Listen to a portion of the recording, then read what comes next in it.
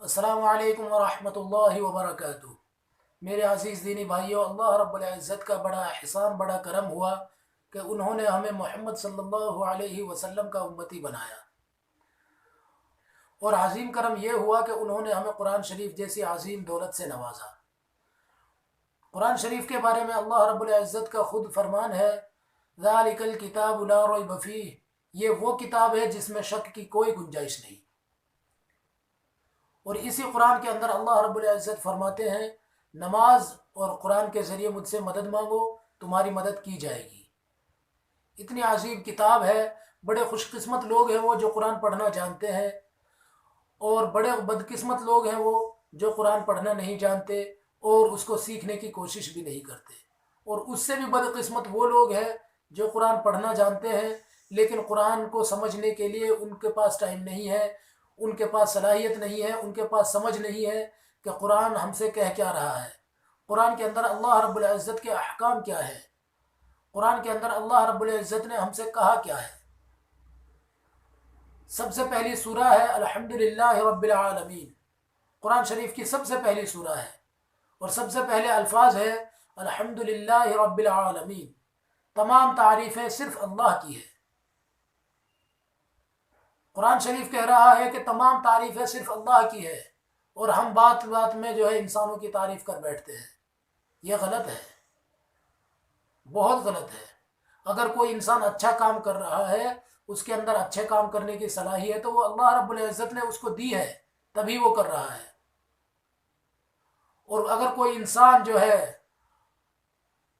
اچھا ڈاکٹر ہے، اچھا علاج کرتا ہے، لوگوں کو شفا ملتی ہے، تو یہ شفا دینا اللہ کے ہاتھ میں ہے، تو ہم ڈاکٹروں کی تعریفیں نہ کریں۔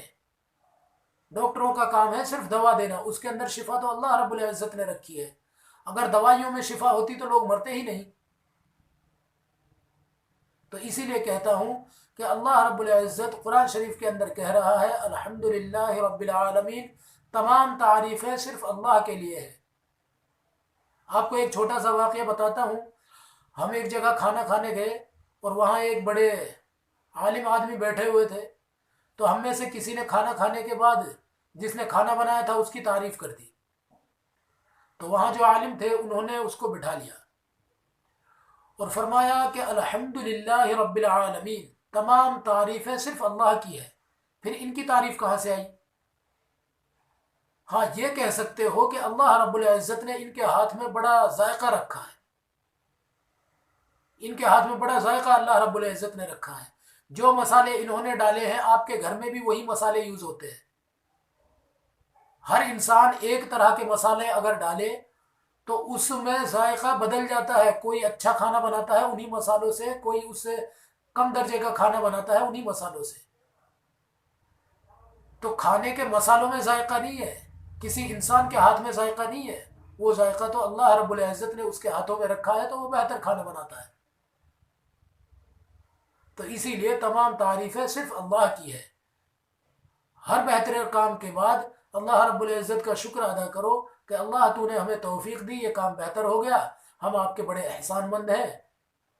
اللہ کے نبی صلی اللہ علیہ وسلم بخشے بخشائے نبی ہیں، ان کو قرآن عطا کی ہے۔ اللہ کے نبی صلی اللہ علیہ وسلم جب نماز پڑھتے تھے تو پنڈلیاں سوج جایا کرتی ہے، رات رات بھر نماز پڑھتے ہیں اور رات رات بھر دعائیں مانگتے ہیں، اور اتنی مشقت، اتنی پریشانیاں اٹھاتے ہیں۔ تو ان سے جب کسی نے کہا کہ اللہ کے نبی آپ تو بخشے بخشائے ہیں، آپ کیوں اتنی پریشانیاں، اتنی مصیبتیں، اتنی جو ہے مشقتیں اٹھاتے ہو؟ تو اللہ کے نبی صلی اللہ علیہ وسلم نے فرمایا کہ اللہ رب العزت نے جو مجھے نعمتیں دی ہیں، کیا میں ان کا شکر ادا نہ کروں؟ کیا میں شکر گزار بندہ نہ بنوں؟ آج ہم اور آپ کوئی چھوٹا سا اچھا کام کر لیتے ہیں تو اپنی محنت کو اس کے لیے ذمہ دار ٹھہراتے ہیں کہ ہم نے محنت کی ہے تو یہ ہو گیا ہے، اور جب کچھ برا ہو جائے تو ہمارے مقدر میں یہی لکھا تھا، ہماری قسمت میں یہی لکھا تھا۔ تو اسی لیے کوئی بھی نیک کام کرو، اللہ رب العزت نے آپ کو توفیق دی، آپ نے میں نیک کام کر لیا، اس کے بعد اللہ کا شکر ادا کرو، شکر ادا کرنا سیکھو، شکر ادا کرنا سیکھو، اور نیک لوگوں میں بیٹھنے کی عادت ڈالو، عالموں کے پاس بیٹھنے کی عادت ڈالو، دین کی سمجھ لو، اور قرآن کو جتنا ہو سکے، جتنا آپ کو آتا ہے کم سے کم اتنا تو آپ کو ضرور سمجھنا چاہیے کہ اس سورہ کے اندر اللہ رب العزت ہم سے کہہ کیا رہا ہے، اس کا ترجمہ ضرور سیکھے۔ اگر نہیں سیکھو گے، قرآن سے ہدایت حاصل نہیں کرو گے، تو پھر دنیا کی کوئی کتاب آپ کو راہ راست پر نہیں لا سکتی۔ اسی لیے قرآن کی جو آیتیں ہیں، جو سورہ ہیں، جتنی آپ کو آتی ہے کم سے کم ان کا ترجمہ آپ پڑھیں، ضرور پڑھیں، اور ان کو پھر نماز میں پڑھیں، جس سے آپ نماز جب پڑھ رہے ہوں تو اس سورہ کے اندر اللہ کے کیا احکام ہیں یہ آپ کو پتہ ہو۔ آپ صرف پڑھے جا رہے ہو اور اس کے اندر کیا ہے یہ نہیں پتہ ہے۔ تو اللہ تعالیٰ مجھے اور آپ تمام لوگوں کو قرآن کو صحیح طریقے سے پڑھنے کی اور صحیح طریقے سے سمجھ کر پڑھنے کی توفیق عطا فرمائے۔